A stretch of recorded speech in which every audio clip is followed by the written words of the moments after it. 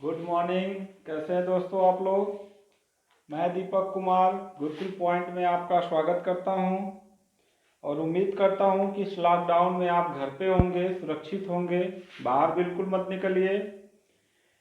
और लॉकडाउन में जो आपके पास समय बच रहा है दोस्तों, उसका पूरा उपयोग करें, पढ़ाई पे ध्यान दें, क्योंकि लॉकडाउन के बाद जैसे ही कोई वैकेंसी आए, कोई परीक्षा देना हो तो आप उसमें सफल हो।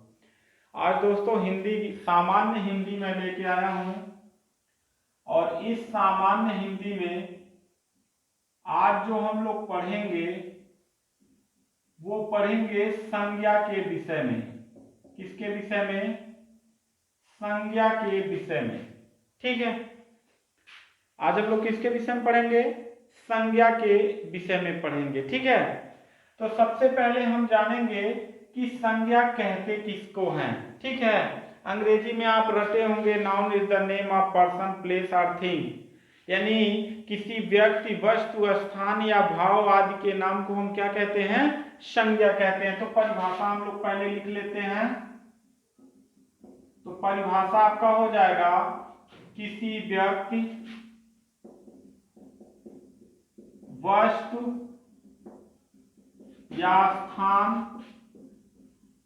भाव के नाम को संज्ञा कहते हैं। इतनी बात तो आप क्लास 1 से पढ़ते चले आ रहे हैं। ठीक है, चलिए यहां देखो, किसी व्यक्ति का नाम, जैसे मान लीजिए मोहन हो गया, कह रहा ना, किसी व्यक्ति, वस्तु, स्थान, भाव के नाम को हम क्या कहते हैं? संज्ञा कहते हैं। तो व्यक्ति का नाम मोहन, वस्तु का नाम कोई भी ले लें, कुर्सी, स्थान का नाम ले लीजिए, जैसे मान लीजिए गोरखपुर, ठीक है, बहुत सारे जगह का नाम। भाव के नाम को जैसे मैं आपसे कह दूं मीठा, इसका भाव क्या होता है? मिठास होता है। इन सब के नाम को हम क्या कहते हैं?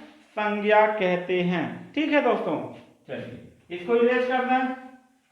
अब हम इतना तो समझ गए कि दुनिया में जितनी भी वस्तुएं हैं या जितने भी पदार्थ हैं, कुछ ना कुछ उनके नाम जरूर होंगे। अगर नाम नहीं होंगे तो हम उनको संबोधित कैसे करेंगे? ठीक है, तो इन नामों को हम क्या कहते हैं? संज्ञा कहते हैं। अब यहां देखिए, संज्ञा को कुछ भेद बताए गए हैं। संज्ञा के मुख्य रूप से 5 भेद बताए गए हैं।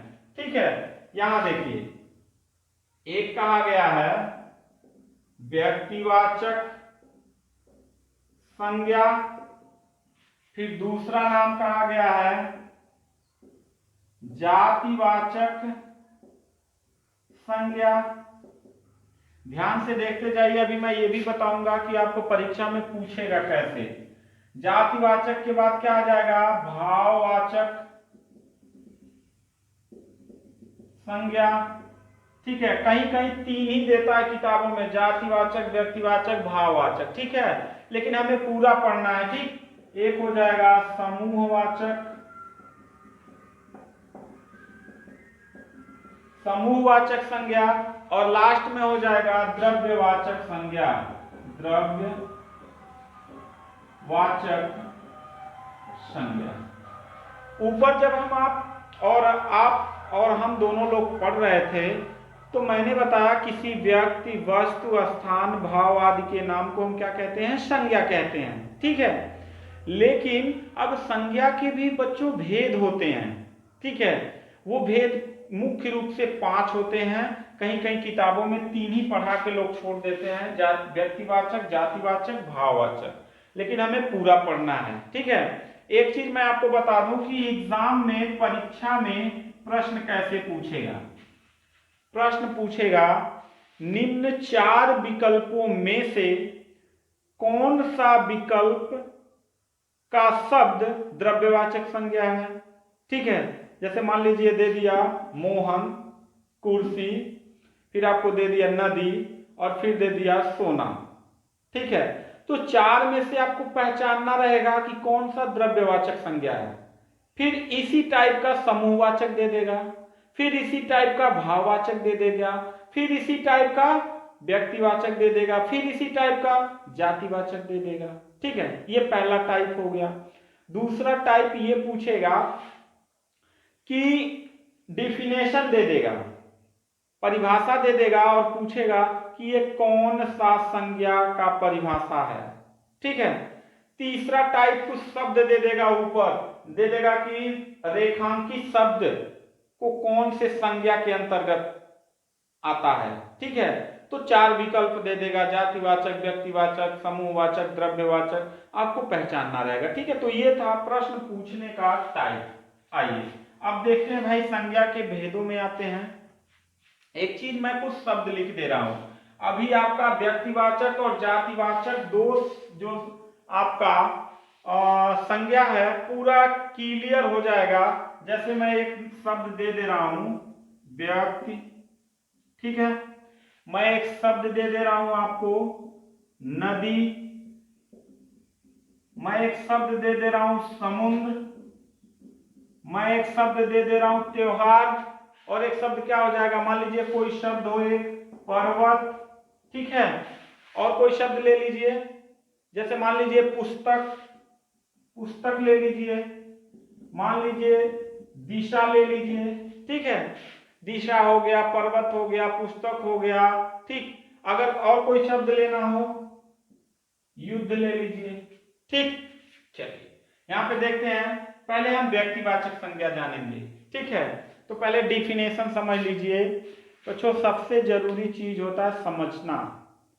आप लोग करते क्या है कि वन लाइनर क्वेश्चन पढ़ते हैं या यूट्यूब पे ही पढ़ेंगे, तो ऐसे चैनल को चूज करते हैं जो चैनल कुछ अच्छे अच्छे चीजों को विकल्प के अनुसार ला के आपके सामने देता है, और लगेगा क्वेश्चन बहुत इंपॉर्टेंट है। कितना रट्टा मारेंगे आप, कितना याद करेंगे, आज याद करेंगे कल भूल जाएंगे।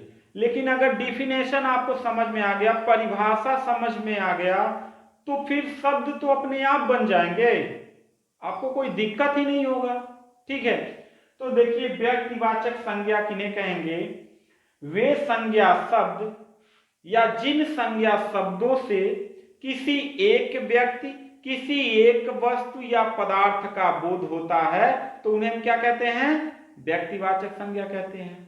और जिन संज्ञा शब्दों से किसी एक ही प्रकार के व्यक्तियों या वस्तुओं या पदार्थों का बोध होता है, तो उन्हें व्यक्तिवाचक संज्ञा कहते हैं। जैसे मैं अगर आपको यहां कह दूं मनुष्य, मैं आपसे कह दूं नदी, मैं आपसे मैं आपसे कह दूं गंगा, मैं आपसे कह दूं कुत्ता, मैं आपसे कह दूं हिमालय। ठीक है, और यहां चीज देखिए, यहां मैंने कहा कि जिन संज्ञा शब्दों से किसी एक वस्तु, किसी एक व्यक्ति या पदार्थ का बोध होता है तो उन्हें व्यक्तिवाचक कहते हैं, और जिन संज्ञा शब्दों से किसी एक ही प्रकार के व्यक्तियों या वस्तुओं का बोध होता है तो उन्हें क्या कहते हैं, जातिवाचक संज्ञा कहते हैं। अब यहां देखो मेरे बच्चों, ये गंगा है ना, ये एक नदी का बोध करा रहा है, करा रहा है नहीं करा रहा है, तो जातिवाचक संज्ञा में नदी क्या हो जाएगा, जातिवाचक संज्ञा हो जाएगा। और इस नदी का इस नदी में सारी नदियां आ जाएंगी ना, आपका गंगा आ जाएगा, आपका ब्रह्मपुत्र आ जाएगा, गोदावरी आ जाएगा, गंडक आ जाएगा, घाघरा आ जाएगा, ताप्ती आ जाएगा, नर्मदा आ जाएगा, सारी नदियां आ जाएंगी ना, तो नदी आपका जातिवाचक हो जाएगा। लेकिन किसी एक नदी का बोध करा रहा है तो व्यक्तिवाचक हो जाएगा। इसी प्रकार देखिए कुत्ता है, एक जानवर का बोध करा रहा है, लेकिन अगर हम यहाँ जानवर लिख दें तो जानवर में एक कुत्ता का बोध कराए तो व्यक्तिवाचक, और जानवर बोल देंगे तो उसमें तो सारे आ जाएंगे ना, कुत्ता, भेड़, बकरी, बिल्ली, हाथी, शेर, सारे जानवर आ जाएंगे ना। तो कह रहा है किसी एक ही प्रकार के व्यक्तियों या वस्तुओं का बोध हो, और यहां कह रहा है किसी एक व्यक्ति या किसी एक वस्तु का बोध हो। ठीक है, अब हिमालय को ले लीजिए, हिमालय है, मैं यहाँ पे पर्वत लिख दूं तो पर्वत में तो सारे आ जाएंगे ना, और हिमालय किसी एक पर्वत का बोध करा रहा है ना, मेरी बात समझ रहे हैं। इसी प्रकार से यहां देखिए मैं 2 कॉलम बना दे रहा हूं, आप इसको अच्छे से समझते चलिए। यह जो ऊपर का कॉलम है यह आपका जातिवाचक है। क्या है? जातिवाचक संज्ञा शब्द है। क्या है? संज्ञा शब्द है। अब देखो व्यक्ति को हम राम भी लिख सकते हैं ना, तो ये क्या हो जाएगा? व्यक्तिवाचक हो जाएगा। क्या हो जाएगा? व्यक्तिवाचक संज्ञा हो गया। हुआ कि नहीं हुआ? अरे भाई यह व्यक्ति है ना, अब व्यक्ति में तो सब आ जाएंगे ना, राम, मोहन, सोहन, अजय, विजय, सारे आ जाएंगे ना। होगा कि नहीं होगा? चलिए, तो और राम का जब बोध करा रहा है तो किसी एक पर्सन का बोध करा रहा है। चलिए इसी प्रकार से देखिए, यहां दिया है नदी, तो नदी दिया तो नदी में सारी नदियां आ जाएंगी ना। लेकिन अगर यहाँ पे आपको कह दे गंगा, तो एक नदी का बोध कराए तो व्यक्तिवाचक संज्ञा, और नदी कह दे तो जातिवाचक संज्ञा। इसी प्रकार से समुद्र दिया है, अब इस समुद्र में सारे समुद्र आ जाएंगे ना, प्रशांत महासागर को भी कह देंगे, हिंद महासागर को कह देंगे, ठीक है, अटलांटिक महासागर हो जाएगा। तो हम यहाँ पे क्या लिख सकते हैं? हिंद महासागर। क्यों हिंद महासागर? अब किसी एक का बोध करा रहा है, गंगा किसी एक नदी का बोध करा रहा है, राम किसी एक व्यक्ति का बोध करा रहा है, ठीक है। यहां देखिए त्योहार दिया है, अब हम इसको क्या लिख सकते हैं? होली, दीपावली, ठीक है, छठ, और बहुत सारे त्योहार हम लिख सकते हैं। तो जब त्योहार का बोध कराए तो जातिवाचक, और होली का बोध करा दे तो व्यक्तिवाचक संज्ञा। इसी प्रकार से पर्वत दिया है, पर्वत में क्या सारे पर्वत आ जाएंगे, एटलस, फिर आपका आ जाएगा हिमालय, फिर आपका आ जाएगा दुनिया के जितने भी पर्वत हैं, यूराल पर्वत, हिमालय पर्वत, ये सारे आ जाएंगे। लेकिन अगर यहीं पे कह दे हिमालय, तो हिमालय क्या हो जाएगा? एक पर्वत का बोध करा रहा है तो व्यक्तिवाचक, और पर्वत कह दे तो जातिवाचक। इसी प्रकार देखिए पुस्तक एक शब्द है, अब पुस्तक में तो सारे आ जाएंगे ना, विज्ञान का किताब हो गया, आपका साइंस का हो गया, अरे सॉरी आपका एसएसटी हो गया, आपका मोरल एजुकेशन हो गया, आपका मैथमेटिक्स हो गया, इंग्लिश हो गया। लेकिन आपसे कह दे पुस्तक में गीता, तो यहाँ पे गीता किसी एक शास्त्र का बोध करा रहा है ना, तो ये क्या हो जाएगा? व्यक्तिवाचक, और यह जातिवाचक। इसी प्रकार से देखिए दिशा, अब दिशा में चारों दिशाएं आ जाएंगी ना, पूरब, पश्चिम, पश्चिम, उत्तर, दक्षिण, सब आ जाएगा। लेकिन अगर आपसे कह दे पूरब, तो पूरब क्या हो जाएगा? व्यक्तिवाचक संज्ञा होगा कि नहीं होगा? इसी प्रकार से देखिए एक शब्द दिया है युद्ध, तो यहाँ पे आप किसी युद्ध का लिख दीजिए, पानीपत का युद्ध। तो पानीपत का युद्ध जब होगा तो क्या होगा? व्यक्तिवाचक संज्ञा हो जाएगा। और यहां पे ये कहां गया? हाँ, नगर एक दे सकता है। क्या दे सकता है? नगर। अब नगर में सारे नगर आ जाएंगे ना, दिल्ली, मुंबई, कलकत्ता, सब आ जाएंगे। लेकिन अगर यहां कह दिया जाए दिल्ली, तो दिल्ली एक क्या हो जाएगा? व्यक्तिवाचक संज्ञा हो जाएगा। ठीक है, इतनी बात आपको समझ में आ गई। चलिए अब आगे बढ़ते हैं। अब हम देखेंगे भाववाचक संज्ञा। देखिए भाववाचक संज्ञा की पहले परिभाषा समझ लीजिए। भाववाचक संज्ञा किन्हें कहेंगे? वे संज्ञा शब्द जो किसी गुण, दशा अथवा भाव का बोध कराए, जो किसी गुण, दशा या भाव का बोध कराए, तो उन्हें हम क्या कहेंगे? भाववाचक संज्ञा कहेंगे। जैसे मैं आपको एक शब्द कह दूं लड़का, ठीक है, और एक शब्द कह दूं बूढ़ा, ठीक, और एक शब्द मैं यहां पे लिख दूं मीठा, और एक शब्द यहां पे मैं लिख दूं वाह, वाह, ठीक है। अब देखो लड़का का भाव क्या होगा? भाई लड़कपन होगा ना, लड़के का भाव क्या होगा? लड़कपन होगा। अगर कोई व्यक्ति बूढ़ा है तो उसका भाव क्या होगा? बुढ़ापा होगा ना। और वाह वाह कहीं हो रहा है तो दशा का बोध करा रहा है ना। तो जब दशा का बोध करा रहा है तो वहां मतलब क्या? वाहवाही हो रही है। जैसे कह दिया जाए मोहन आज उत्तीर्ण हुआ है हाई स्कूल की परीक्षा में, तो उसके घर में वाह वाह लोग कर रहे हैं, तो मतलब वाह वाह कर रहे हैं, तो क्या हुआ? वहां पे वाहवाही हो रही है ना मोहन का, तो वाह वाह का क्या हो जाएगा? भाव, वाहवाही हो जाएगा। मीठा है तो मेरे बच्चों मीठा का गुण क्या होता है, ये गुण का क्वालिटी का बोध करा रहा है, मिठास ही होगा ना। अब भाई मीठा आप रसगुल्ला खाएंगे तो तीखा तो महसूस नहीं होगा, उसका भाव, उसकी क्वालिटी, गुण क्या होगा, मिठास होगा। तो ये भाववाचक संज्ञा हो गया। एक चीज और समझ लीजिए कि जिन संज्ञा शब्दों से, अब चौथा नंबर है समूहवाचक संज्ञा, जिन संज्ञा शब्दों से क्या हो कि किसी समूह या समुदाय, समूह या समुदाय का बोध हो तो उन्हें हम समूहवाचक संज्ञा कहेंगे। यहीं से आप पकड़ सकते हैं, ठीक है। अब देखिए जब भी समूह होगा तो एक चीज याद रखिएगा कि समूह में 2 पर्सन नहीं होंगे, समूह में 3 होंगे, 3 से 30,000 हो सकते हैं, 30 लाख हो सकते हैं, 35,000 हो सकते हैं, 35 लाख हो सकते हैं, ठीक है। तो उन्हें हम समूहवाचक संज्ञा कहेंगे। जैसे मैं आपसे कह दूं कक्षा, अब देखिए मेरे कक्षा जो भी बच्चे क्लास में पढ़ते हैं तो कहीं न कहीं समूह होता है ना बच्चों का। मैं आपसे कह दूं भीड़, तो भीड़ कह देंगे तब भी तो भीड़ में 1-2 आदमी को भीड़ नहीं कहेंगे, समूह तब होगा ना जब वहां ज्यादा लोग होंगे। मेरी बात समझ रहे हैं। फिर देखिए एक शब्द ले लीजिए सेना। अब सेना जहां होगी 2-1 तो सेना नहीं होगी, पूरी बटालियन होगी। इसी प्रकार से एक शब्द आएगा संघ, ठीक है, या एक शब्द आ जाएगा सभा। ये सब क्या हो जाएंगे, समूहवाचक संज्ञा कहलाएंगे, ठीक है दोस्तों।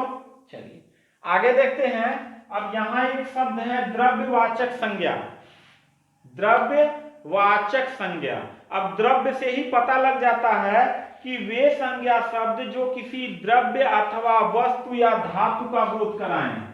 द्रव्य, द्रव्य वाले वस्तु या पदार्थ का बोध कराएं तो उन्हें द्रव्यवाचक संज्ञा कहेंगे। जैसे मैं आपसे कह दूं सोना, चांदी, ये पदार्थ है ना। मैं आपसे कह दूं तेल, पेट्रोल, डीजल, ठीक है, ये सब क्या है। इसी प्रकार से आपका हीरा हो जाएगा, ठीक है। अन्य जितने भी पदार्थ हैं जैसे गेहूं, चना, ये सब पदार्थ है ना, गेहूं, चना, जौ, ये सब क्या हैं, द्रव्यवाचक संज्ञा के अंतर्गत आते हैं। तो आज आपने देखा 5 चीजों के बारे में, एक व्यक्तिवाचक संज्ञा, एक जातिवाचक संज्ञा, एक भाववाचक संज्ञा, एक समूहवाचक संज्ञा और एक द्रव्यवाचक संज्ञा। एक प्रश्न और यहां से पूछता है, कभी कभी प्रश्न पूछेगा कि भाववाचक संज्ञा से, ठीक है, कुछ संज्ञा शब्द बनाना। जैसे जातिवाचक से भाववाचक संज्ञा बनाना, ठीक, जातिवाचक से भाववाचक संज्ञा बनाना, ठीक है। तो अब जातिवाचक से भाववाचक, जातिवाचक दे देगा, उसका भाववाचक संज्ञा पूछेगा, तो आपको कंफ्यूज नहीं होना है। जैसे देखिए जातिवाचक से जब भी आ जाए तो यहां पे जातिवाचक और यहां पे आप लिख दीजिए भाववाचक संज्ञा। मैं आपको शब्द दे रहा हूं बूढ़ा, मानव, ठीक है, ये सब जातिवाचक संज्ञा है, ठीक है। पशु, फिर एक शब्द आपको दे रहा हूं बंधु, और एक शब्द मैं दे रहा हूं नारी। ये सब जातिवाचक संज्ञा है, व्यक्तिवाचक नहीं है। अब देखो इसका भाववाचक संज्ञा आप कैसे बनाओगे। बाबू बूढ़ा है तो उसका भाव क्या होगा, बुढ़ापा ही होगा ना, क्या होगा, बुढ़ापा होगा। मानव है तो क्या होगा, मानवता उसमें तो होगी ही होगी ना, भाव उसका क्या होगा, मानवता होगा। पशु है तो पशुत्व तो उसमें होगा कि नहीं होगा, बिल्कुल होगा। आगे चलते हैं, बंधु है तो बंधुत्व तो हो जाएगा, और इसी प्रकार से नारी है तो नारीत्व तो हो जाएगा, ठीक है। ये तो था जातिवाचक से भाववाचक बनाना। लेकिन अगर आपसे पूछ दे विशेषण से संज्ञा बनाना, विशेषण, यहां देखिए मैं लिख रहा हूं विशेषण और एक तरह में भाववाचक संज्ञा। तो तो विशेषण में जैसे मान लीजिए, विशेषण जानते ना, किसी शब्द की विशेषता जो बताए, हरा, मैं लिख दूं राष्ट्रीय, और एक एग्जाम्पल है आपके सामने मोटा, मोटा, ठीक है। फिर आपसे कह दूं भला, ठीक। देखो हरा है तो इसका भाववाचक क्या होगा भाई, हरियाली होगा ना, क्या होगा, हरियाली। और राष्ट्रीय है तो उसके अंदर क्या होनी चाहिए, राष्ट्रीयता होनी चाहिए। मोटा है तो क्या होगा, मोटापा होना चाहिए। भैया विशेषण बता रहा ना, कोई व्यक्ति है मोटा है तो उसका भाव क्या होगा, भाववाचक संज्ञा मोटापा होगा। भला है तो क्या होगा, भलाई होगी ना, भाववाचक संज्ञा क्या होगी, भलाई होगी। इसी प्रकार से कभी पूछ देगा क्रिया, क्रिया से भाववाचक संज्ञा बनाना। अब क्रिया जानते हैं ना, जो कर्ता द्वारा काम किया जाए, जैसे मान लीजिए लड़ना है, क्या है, लड़ना। और एक शब्द आपसे दे दे खेलना, घबराना, खेलना, घबराना। अब देखो ये सब क्रिया है, लड़ना, खेलना, जाना, आना, ठीक है, घबराना, ये सब क्रिया है। तो क्रिया से भाववाचक संज्ञा कभी पूछ दे तो यहाँ लड़ना से क्या हो जाएगा, बाबू मेरे लड़ाई होगा ना। भाई दो बच्चे लड़ रहे हैं तो उसमें क्या होगा, प्रेम नहीं बरसेगा। लड़ना का भाववाचक क्या होगा, लड़ाई। खेलना का, खेलना का क्या हो जाएगा, खेल हो जाएगा। भाई खेलना है तो उसका भाववाचक संज्ञा खेल होगा। घबराना है तो क्या होगा, घबराहट हो जाएगा, घबराहट। इतनी बात समझ में आ गई। एक लास्ट बच रहा है, सर्वनाम से भाववाचक संज्ञा बनाना। यहां पे मैं कह रू सर्वनाम और यहां पे भाववाचक संज्ञा।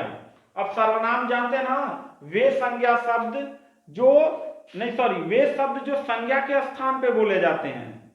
अब संज्ञा मान लीजिए मोहन है, लेकिन हम वहीं कह दें वाह, तो मोहन घर जाता है तो मोहन संज्ञा, और मोहन के जगह पे कह दें वाह, वह घर जाता है तो वह क्या हो जाएगा, सर्वनाम हो जाएगा। इसी प्रकार से देखिए अपना, और एक एग्जाम्पल और है सर्व अहम, सर्व अहम, ठीक है। अपना का क्या हो जाएगा मेरे बाबू, अपनत्व हो जाएगा। भाववाचक संज्ञा क्या हो जाएगा, अपनत्व हो जाएगा। और सर्व का सर्वस्व हो जाएगा।